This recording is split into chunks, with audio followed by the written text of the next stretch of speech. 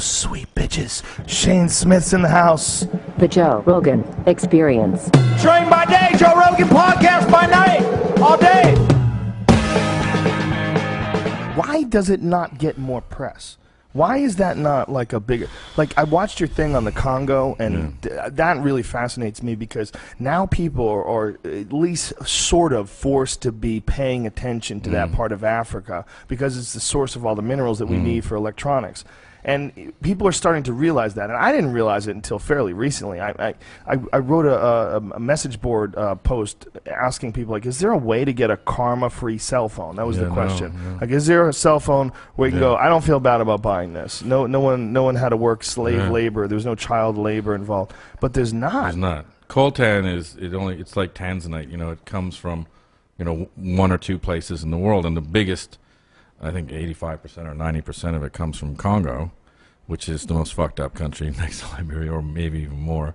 And they've been having just a raging civil war where, you know, they kidnap people and turn them into child soldiers and stuff.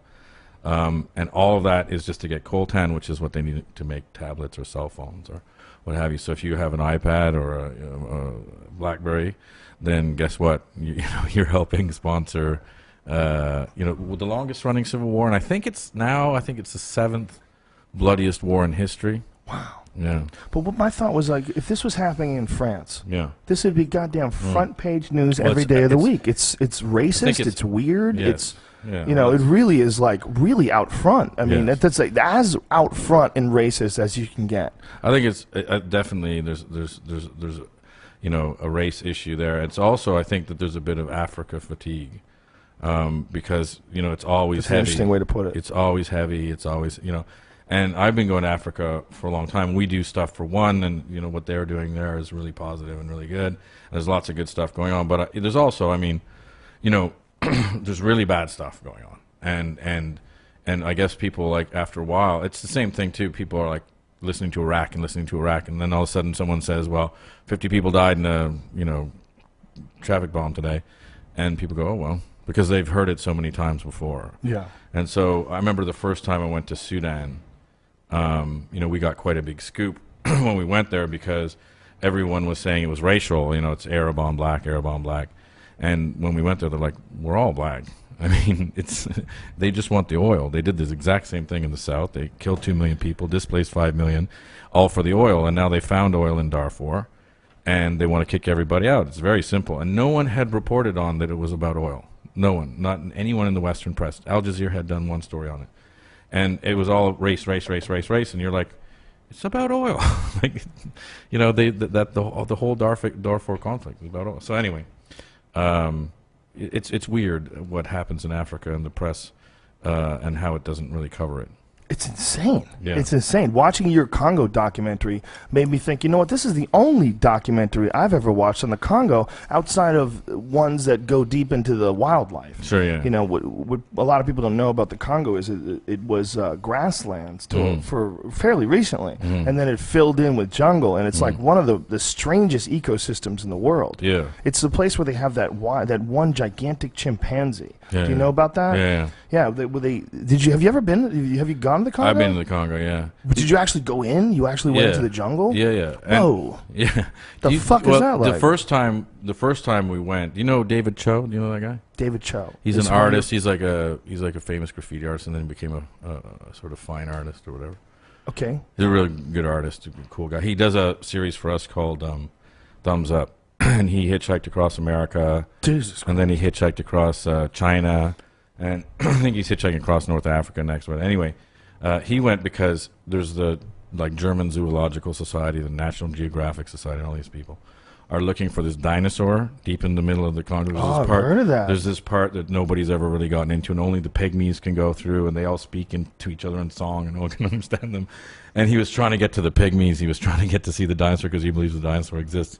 And so when he went in there, it just sort of gets harder and harder and weirder and weirder and weirder. And then people are making, you want to see the dinosaur? You want to see the dinosaur? And they make him drink this fucking potion. And then they come out all dressed as dinosaurs, but like in palm fronds and shit. And he's like hallucinating, going, well, what the fuck is going on? You know? And so he didn't get in to see the dinosaur because he went crazy before that. But that's sort of like, that's sort of like the Congo. Like it is the heart of darkness. The deeper you get into it, it just gets freakier and weirder and just, you know, you can't even, like, for example, you know, again, to go back to your Mad Max thing, you think that there's going to be some sort of rule, some sort of warlords will come up with some sort of law or something. You know, Bartertown has to have a fucking law. There's no law. Like, it's chaos. It's just, it's like, there's a thing, I'll eat it. You know, there's something, kill it. You know, like, and you know, it's staggering. Like, it's literally chaos. Is that what happens to people when you leave them alone? This is it. If you scratch, this is why religion, you know, I was driving here and there's all these churches and I was thinking about it. I was like, they have these churches and religion and society and laws and all this stuff because left to our own devices, man, we are bad. We're just like We're chimps. bad. Kill it, fuck it, and eat it. We're just like chimps. Yeah. I mean, that's really what the problem is. We're like 96 whatever percent chimps. This chimp in the Congo has been fascinating to me because it's a giant chimp. It's like 6 feet tall. Yeah. They have pictures of it walking upright, and they kill leopards. They have a video of one eating a fucking leopard. And they don't. The locals call them lion killers. They have 2 words for chimps: tree beaters and lion killers. And they get gray hair and their backs stick up like a dog when they get excited. Like, what a wild fucking animal, man! That's a real animal. They know it exists. They have fecal matter samples. They have DNA, tissue, hair, video, pictures. They know, like, this is a real legit chimp. And they can't get to it. It's just too fucking far into Crazy Town. You know, you'd have to hike a month into the jungle, you know, to get to this one fucking pack of who knows how many of these things are left, and who knows how many of those, you know, in the conflict. Who knows how many of those have been killed? Because there's a big picture of one of them that you can see if you look up Bondo ape online and look in the photo section of Google. There's one where there's these 2 dudes that look like, you know, regular sized guys, you know, 150, 160 pounds, and they got this giant dead chimp, and they killed it in the Congo. They shot it, and they're like one arm around one of them. I mean, the thing looks fucking huge. It looks like it's 300, 400 pounds. And these guys are sitting there posing with it with a big bullet hole in its chest. There's another sponsor of the show. It's like Rise of the Planet of the Apes. It's coming. All blue. It's coming, July man. 15th. 3D. Well, it's just fascinating to me that this can exist. This, you know, Pasadena can exist at the same time as the Congo. For sure. And it's all on the same timeline. I mean, I mean, if you look at historical timelines, how many times has this existed before when, you know, when Atlantis was around? What the fuck was the rest of the world like? You know, are there just, is that humanity? Are we just shining spots and then just everything else, just a full spectrum all the way down to Congo?